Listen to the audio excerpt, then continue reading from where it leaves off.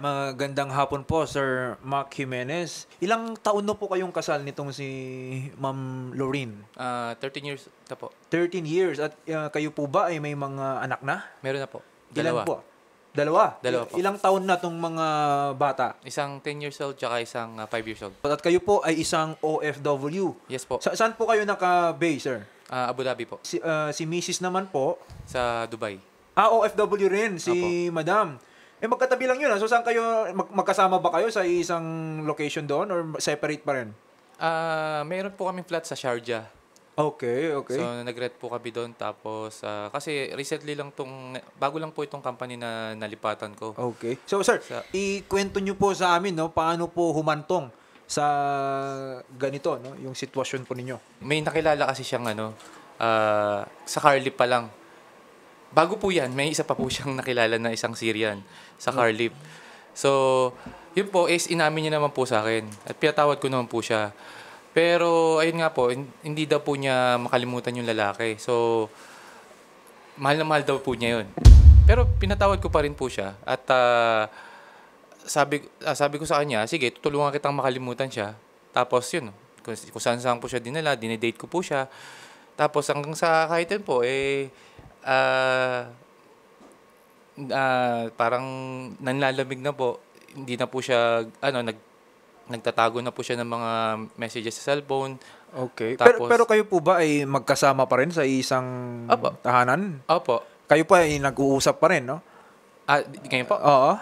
Ngayon po, dahil nga po sa nangyari, nalaman namin doon sa pangalawa niyang Oo. So, nagalit yung mama ko, pinaalis na siya sa bahay, tapos pinatuloy na lang siya doon sa kuya niya. Totoo naman po yung sinabi po niya na meron po akong nakilalang isang Syrian po na kakarlif ko po. Pero yun po ay kaibigan ko po. Ang nasa isip po kasi niya, may nangyayari agad sa amin. Yung parang advanced thinking po agad yung pag-iisip ba, ganyan. So, kumbaga, imahinasyon lang. No? Hinala lang ni Sir Mac yung mga yung nangyayari doon with the Syrian guy. Yung sa kakarlif ko po. Okay. So, ma'am, ang gusto nyong sabihin sa amin ngayon is, totoo na may Syrian guy na nakilala kayo, pero you are not in a romantic relationship with this guy. Yung sinasabi po niyang kakarlif ko, nakilala ko po talaga yon. Isa po siyang Syrian. Ngayon, wala po kaming kahit anong relasyon nung sa kakarlif ko po na Syrian. Kakarlif po na Syrian. Okay. Wala po kaming kahit anong relasyon nun. Pagkatapos po nun, kasi nalambing na nga po siya sa akin. Tapos, ayun po, may bagong Syrian na dumating doon sa company nila, interior designer. Tapos, nakikita daw niya yung unang Syrian doon sa, yung unang Syrian, Hamza ang pangalan. Okay. So, yung pangalawa, si Oday. Yan po yung karelasyon niya ngayon. Tapos yung Oday na yon, bago pa lang, nakikita daw niya si Hamza doon kay Oday. Pwede bang si number 1, number 2, ganun na lang? Sige, si number 1, nakikita niya kay number 2. Okay. Sinasabi niya sa akin yon. At ako, ina-advisean ko naman siya. Sabi ko sa kanya, huwag kang magbibigay ng time sa taong yon. Dahil pagka nagbigay ka ng time sa taong yon, mahuhulog ka sa kanya, may inlove ka.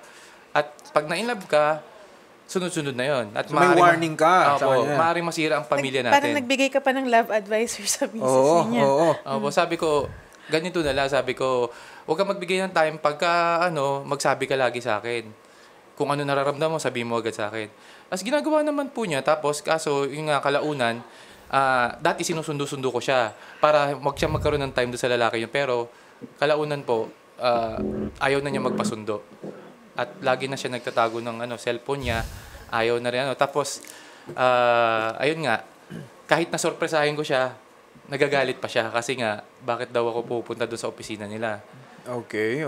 So, ayun po, kalaunan na nga, nagulat na lang ako, nakapagsinungaling na siya sa akin. Pinapauwi na niya ako mag-isa sa bahay. Tapos, kahit na nag-i-effort ako sunduin siya, abangan siya. Tapos magugulat ako, sasabihin niya, kasama niya pala yung lalaki. Pero may kasama pa daw sila iba. Okay. Tapos, kalaunan, one time na nasa Abu Dhabi na ako, bago ako umalis, tinignan ko yung cellphone niya. Tapos, alam ko yung password ng cellphone niya. So, tinignan ko at nakita ko din yung conversation nila. na ang tawag niya doon sa number 2 is Han na Han. May Han na. Han, short for honey. Honey, yes. Ganon, no? Opo, So, medyo may... Opo, kaya... medyo sweet na sila, ganon. Opo. Tapos, yun. Tapos, binala ko na po patanggalan na siya sa trabaho kasi nga, nag-iiba na po yung niya, yung pakikitungo niya sa akin, lalo na sa mga bata. So, hanggang sa, yun nga po, lumalim hanggang sa, hindi ko na siya parang yung baga, napalayo na, gano'n. Napalayo na talaga sa akin. Kumbaga, ayaw niya na nakakarinig ng sweet word sa akin, ayaw na magpalambing, wala na talaga. Tapos, hanggang sa nalaman ko nga, recently lang, na may nangyayari na pala sa kanila. Attorney, hindi naman po ako magiging hipokrita dito. Aminado naman po akong nagkaroon ako ng relasyon sa kanya. Okay. So, pero yung relasyon niyo po ba, Ma'am Lorraine, hanggang ngayon po ba existing pa rin? Actually, sir, nung umalis po ako ng Abu Dhabi, hindi naman na kami ng Dubai, hindi naman po na ganun kumbaga healthy kasi marami na kami pinag-aawayan na mga bagay-bagay actually. At saka masasabi kong hindi. Hanggang ngayon po ba ay kayo pa rin nitong Syrian na ito? Actually, hindi na po kami. Kasi nga nagkakalabuan na po kami before pa kami magbakasyon. Okay. Sir, minsan po ba nakausap niyo po itong naging boyfriend po ni ma'am? Yes po. Ano pong sabi po? Tinatanggi niya po yung relasyon nila, pero sabi niya, tawag ito, ayusin daw namin yung marriage namin. Pero alam ko na sila. Kasi nahuli ko nga sa message yung palitan nila ng sweet words. I love you. Kung makikita niyo po, nandun po sa ebidensya na pero pinapabalik po kayo nung boyfriend po nila, kumbaga pinapabalik po si Lucky sa inyo. Gusto po nung boyfriend niya na magkaayos kayo? Hindi po. Sa long niya po, kumbaga parang lang po siya, naghugas kamay at kumbaga nag-a-advise pa siya na ayusin niyo muna yung marriage niyo, magpa-counsel kayo, ganyan. Pero sila pa din? Opo, sila. Yun din pong ang excuse niya lagi, magkaibigan lang kami, ganyan-ganyan, wala kami ginagawang masama. Okay. Pero actually, nung time na yun, nakikipaghiwalay na siya sa akin. Nandun din po sa mga message sa conversation namin. Tapos, sir, kasi nabanggit po kanina ni Madam na parang nagkakalabuan daw kayo sa inyong relasyon. Parang may mga away daw kayo, if tama yung pagkakaalala ko. Opo. Ano pong masasabi niyo doon, sir? Yes po, may mga away po kami kasi may lalaki po ngayon nga po siya. Yung pala yun? Opo, kaya nakakapag-away kami kasi pagka kakausapin ko siya regarding doon sa lalaki, parang tiyatakpan niya ayaw niya marinig na kakausapin ko siya regarding doon. Pero other than that po, meron pa po ba kayong aside from the usual, na family, na misunderstanding, meron pa po ba kayong mga pinag-aawayan, mga gano'n? Yung yung siya finances, gano'n. Yung usual naman na mga usual family issues. Pero okay. mas less lang po yun. Ang masan talaga yung ginagawa niyang yun nga po yun. Okay, para lang po ma-clear natin, kayo po ba, sir, ay nananakit, nambubugbog, napagbubuhatan niyo po ba siya ng kamay? Hindi naman po. Hindi po. Hindi po. May bisyo, umiinom. Wala po. May babae, wala naman. Nagsusugal. Sir, may babae daw po. Babae wala po. Wala naman. Okay. Pwede niyo ba siyang tanongin? Lumapit po siya dito kasi gusto niyang maayos.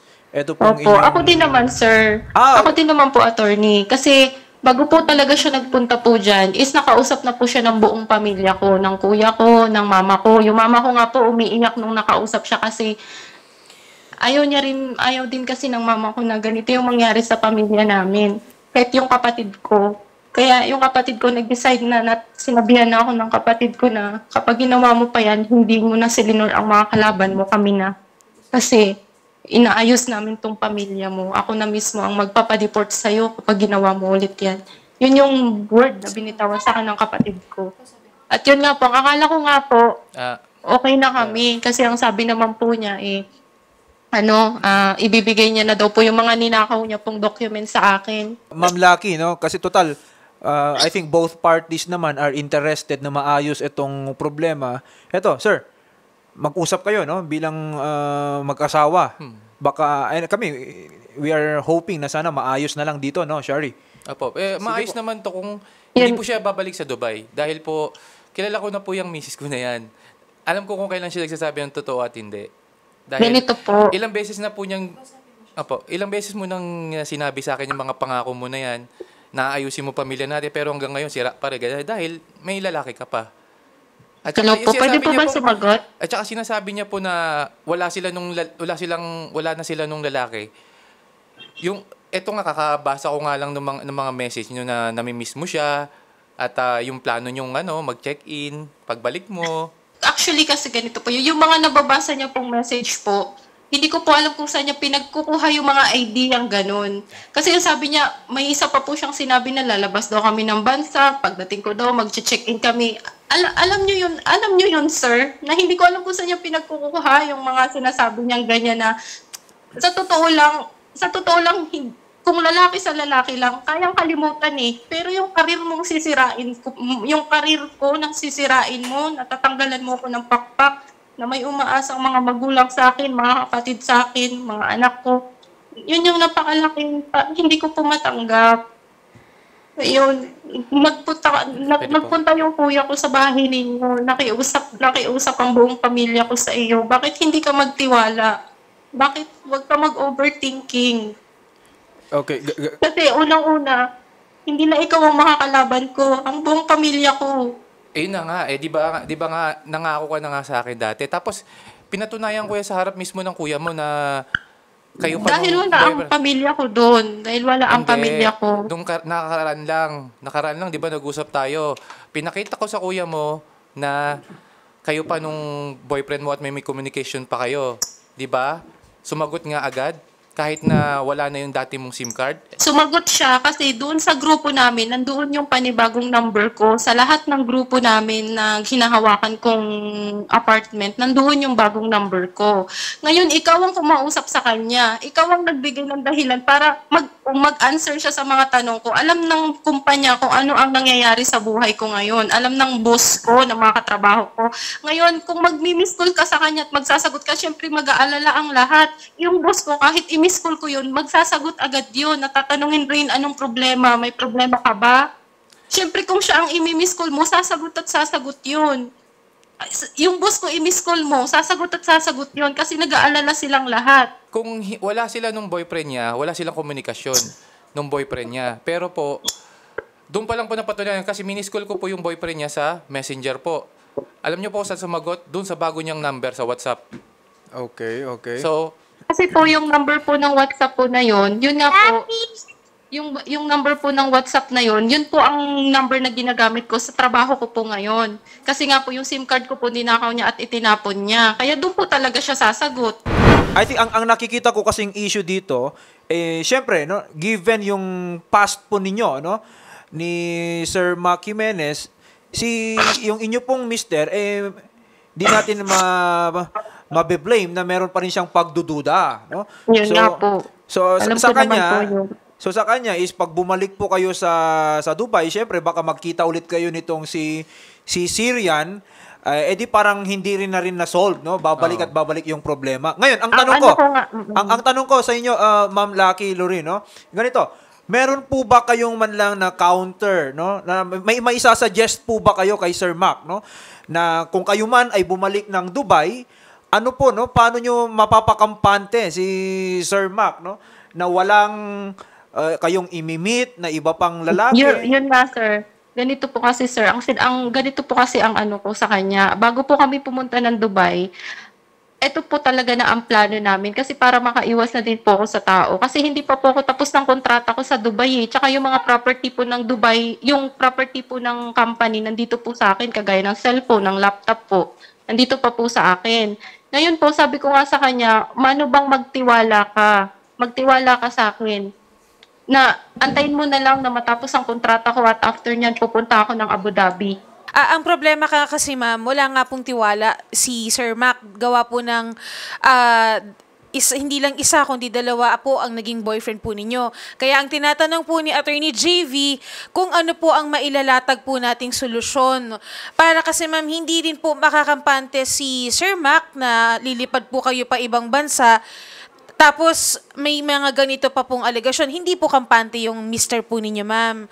So, ano po ang mailalatag po nating solusyon sa mister po ninyo, ma'am? Para matulungan din po na, kasi since gusto rin nyo naman po na bumalik sa kanya, para hindi na rin po mag-isip or mag-overthink po si mister po ninyo.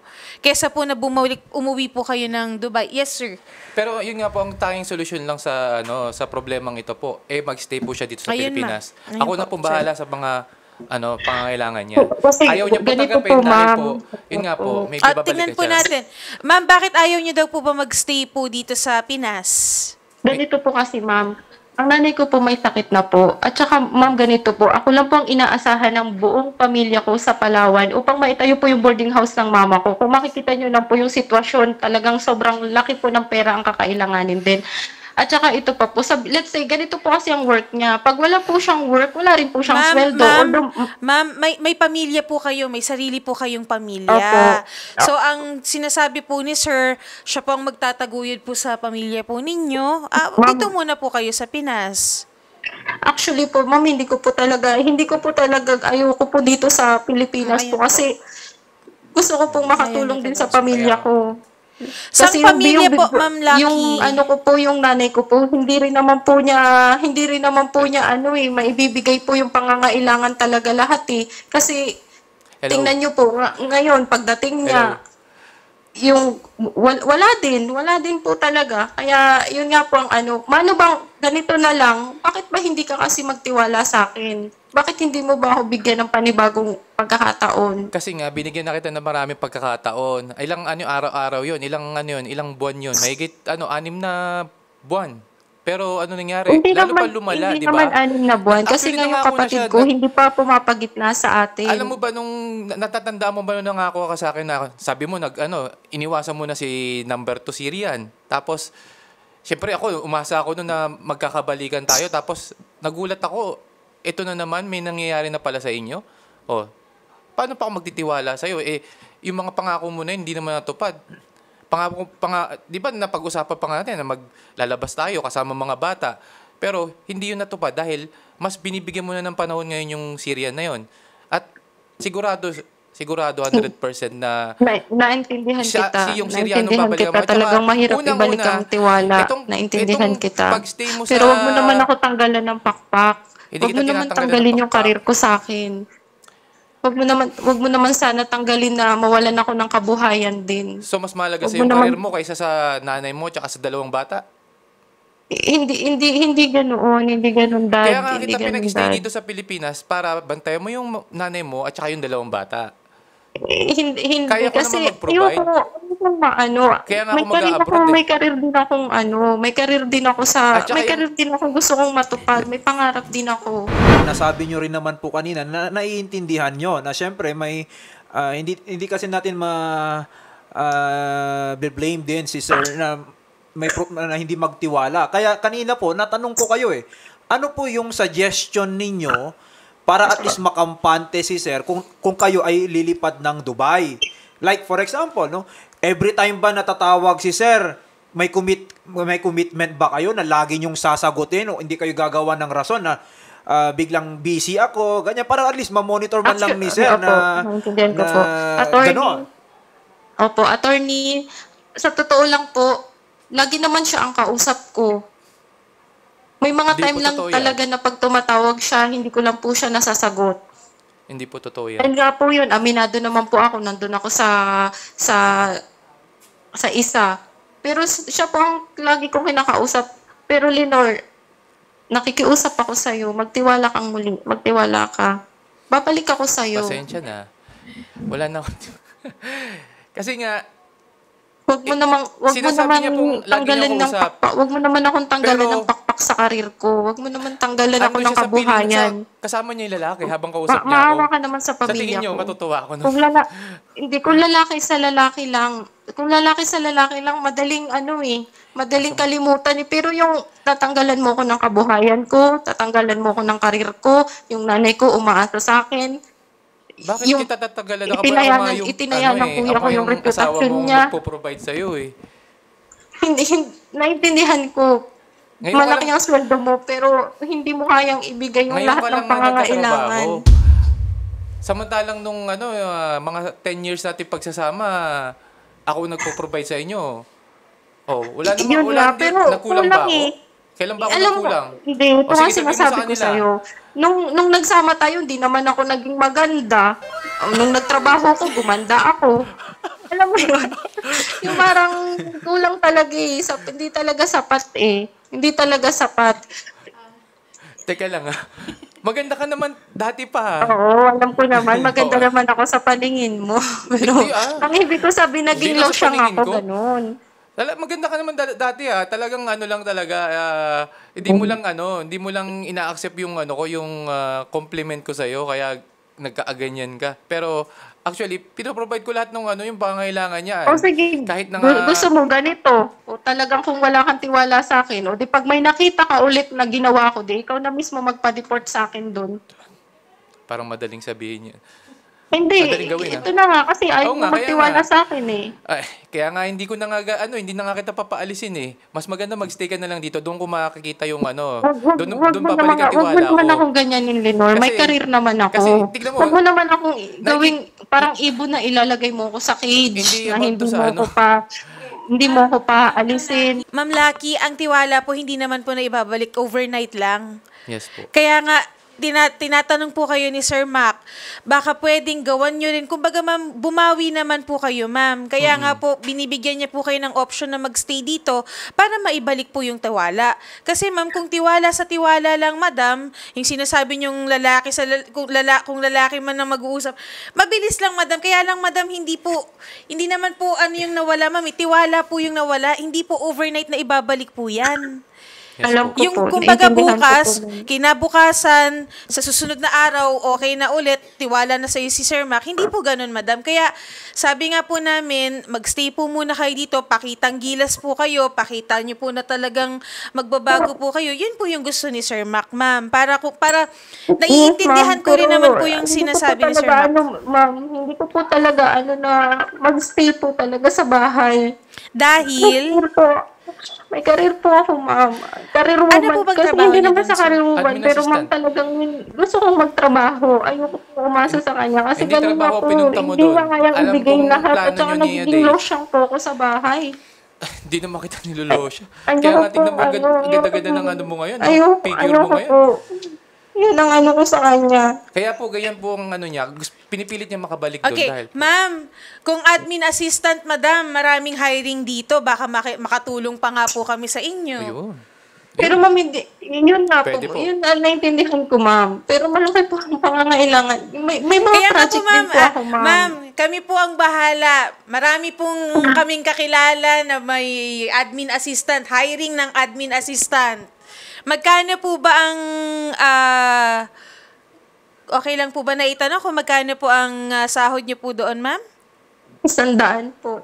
Kaya niyo po bang ma-provide yun, sir? Oh, Ayun nga po. Kaya mo naman, sir. kaya. I think si sir naman, bigati naman ata to. Opo, baka po pwedeng Lenore, ako naman ang nakikiusap sa'yo. Bigyan mo lang ako ng pagkakataon. Matapos lang tong kontrata ko, lilipat ako ng Abu Dhabi. Nakikiusap ako sa'yo, please. Kaya nga Huwag mo naman magstay ka akong, na muna dito akong sa tanggalan Pinas. ng pakpak. Hindi kita Kasi tinatanggalan ng pakpak. yung trabaho na yun, pinaghirapan ko yun eh. As a receptionist na naging admin ako, nakikiusap ako sa'yo. Magstay ka Huwag mo muna sa naman ako Pilipinas. tanggalin ng pakpak. Huwag mo naman ako, sa tingin mo ba, kung sakaling, sa tingin mo ba, kung sakaling gaganituhin mo ko na itatambay mo ko sa Pilipinas, sa tingin mo ba may chance na magkaayos tayo? Baka, yun ang ko, baka hatred lang yung, instead na maayos tayo, hatred yung mailagay sa puso ko, yun ang ayoko. mas lalong hindi tayo maayos kung nandun ka sa Dubai kasama ni Uday. Wag mo nang isipin si Uday. Ano ka ba? Hindi siya maaalis sa isip ko dahil yun talaga ang plano nyo, magkita Bakit kayo hindi muli. mo ko dalahin sa Abu Dhabi? Paano kita dadalahin kung hindi kita Kaya mahagilan doon? nga, O malay mo, sir, bakit pwede mo hindi ba mo dalhin dalahin? doon? Matagal Dalahin na mo ko sa plano. 23 at iuwi mo Actually, ako sa Abu Dhabi. bago Sige, po- mag-a-apply ako sa Abu Hindi, sir, Dhabi. mas maganda yung Ganon. option niya. Yung suggestion niya is lilipad siya pero magkasama kayo sa Abu Dhabi. Ayun na nga Yun po, nga, pero sir. inaantay Bakit ko. hindi ganun? Hindi, ganito Kung po kasi talagang yun. wala kang tiwala, di ganun na lang ang gawin mo. Huwag mo na Nasa lang ano akong po, wala i-standby nagtatrabaho dito, ko, please. ano, May karir sa ako, disyerto. may pangarap ako. So, ang uwian ko po is after 6 weeks or minsan buwan po ang tinatagal ko sa disyerto bago ako makauwi sa city, sa syudad. So stay Pwede in ka po ba? doon. May So, mga ano po. May so, mga pastor naman po malaya kami pong doon na pwedeng magbantay sa akin. Kung gusto mo, bakit Marami- hindi mo ko dalahin ng Abu Dhabi? Marami na pong lumalapit sa kanya na ka-church namin at in-advisean siya pero nangyari pa rin po ito. Huwag mo namang isarado ang isip mo, please. Huwag mong Kaya isarado nga ang puso at itong isip solusyon mo. ko kasi nga hindi kaya sarado ang isip ko. Huwag mo Kaya ito yung naman solusyon dahil huwag mo open na namang open sa isara. maaaring mangyari. Mano Kaya- bang magbigay ka ng isang, Actually, matagal na mano po bang na yung plano magbigay ka yung ng chance? sumama Ikaw siya na sa nga Abu din ang Dhabi. nagsabi kung Kaya si lang, Lord nga nagpapatawad. Ganito Ikaw po pa kasi, hindi ka nagpapatawad? bago, alam ko nang may relasyon sila ni Oday, ang solusyon ko po talaga is doon siya patirahin sa Abu Dhabi. Mamamasahin na lang siya papuntang Dubai para doon, para kahit hindi na siya aalis sa trabaho. Pero ayaw niya pong pumayag. Okay. Kasi nga po, Dahil Ano po kasi kasama ganito niya po? si- Paano po hindi Oo, ako si Oday. papayag? Yung Kasi mga mas anak ko malapit. nasa Sharjah. So ganito kuya. Ano po ang gusto niyong mangyari ngayon? Gusto Dito, kong no? Kasi I think tong pag-uusap na to, Shari, parang magtatagal pa no? Pero Yun na. I think the best na take away natin dito is both parties are interested to preserve the marriage. Okay? At nagkakaproblema lang tayo ngayon kung paano at this Apo. point, no? So, sir, ano po yung gusto niyong sabihin, no? Kay madam, no? Okay. Para solusyonan niyo na itong problema. yun nga, ito ang pinaka-solution ko talaga is magstay siya dito sa Pilipinas. Hindi ko 1 po year. matatanggap yun, Kahit 1 year. attorney. So, Kahit 1 year. Oo. O kahit 1 year lang daw po, Ma'am Lucky Hindi Lorin. ko po, ma-rehabilitate man lang attorney, siya. hindi ko po bantayan niya po matatanggap. yung nanay niya may Hindi ko sakit, po tsaka yung matatanggap dalawang yun. anak ko. Kasi yung nanay niya kailangan Nakikiusap po siya. ako. Nakikiusap po ako At sa inyo. nag-usap Hindi na rin ko po po kami ng nanay niya matatanggap na yun, susuportahan attorney. ko sila. May At karir kausap po ko na rin ako. ang mama ko na susuportahan ko sila. Pumayag din po ang mama ko. Pumayag din yung family niya. Yes. Opo. Pero ayun nga po, nang nakalaan din po kasi, kinausap niya yung nanay niya. At nangako, iba naman po yung pagkakasabi niya, kaya nabaliktad na naman po. Kaya, Ganito kami dito, we are hoping na maayos po itong marriage ninyo, especially na may dalawang bata na involved. Yes no? po. Now, as to the terms, kung paano nyo siya maayos, I mean, again, no, it's the husband and the wife no, to determine the terms. No?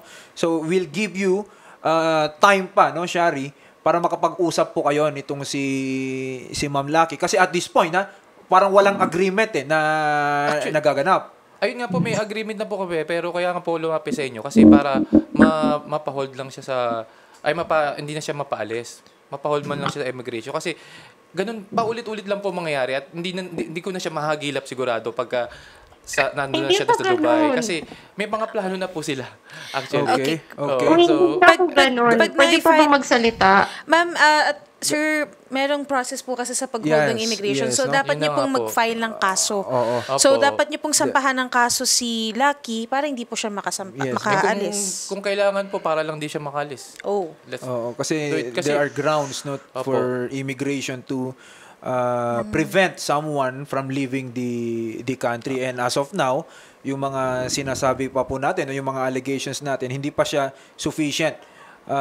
Especially kung walang kaso or anything, hindi po i-honor ng Yes ating po. immigration officers. Ma'am Lucky, talagang wala na po bang paraan? Sir, ito na lang, attorney, ito na lang po ang ano ko sa kanya. Nakikiusap ako sa iyo, Lenore. Huwag mo naman tigasan yung puso mo. Kung gusto mo, umalis tayo pareho. Sige, tapusin ko yung kontrata ko sa company namin at dalahin mo ko ng Abu Dhabi. Pero huwag mo akong tanggalan please ng karir. Yung karir ang importante sa akin. Kayo, mga anak ko. Pero kung wala rin naman akong karir, hindi mo rin naman mabibigay lahat ng pangangailangan ko. Alam mo ba yung sinasabi mo? Aalis nga tayo. Pagdating natin sa UAE, pupunta ako ng Abu Dhabi, andun ka sa Dubai, o sinong kasama mo doon? Bakit ba kasi hindi ka magtiwala? Diba, ako na ang nakikiusap sa'yo. Magtiwala ka po. Spacious flat para sa inyong dalawa? Huwag ka naman mag-advance thinking kasi. Magtiwala ka kasi. Ma'am, ano pong kinalaman nun sa pagbo-boyfriend niyo po ng iba? Naintindihan ko po. May kasalanan ako. Kaya nga po. Sige ma'am, ganito na lang po. Pagbibigyan po namin kayo ng chance pero sa amin madam, hanggat hindi po nagde-decide si sir, nasampahan po kayo ng case or kung gusto niyo pong mag-file ng case, ipahold po namin kayo sa immigration, gagawin po namin yan. Pero ngayon madam, bibigyan po namin kayo ng chance na makapag-usap off-air para pag-usapan po ito mag-asawa po. Okay? Again, hindi po natin siya mapapaalis sir hanggat wala pong na-file na kaso. Okay, sir? So, dapat po sampahan niyo po siya ng kaso para ma-hold po siya sa immigration. Okay.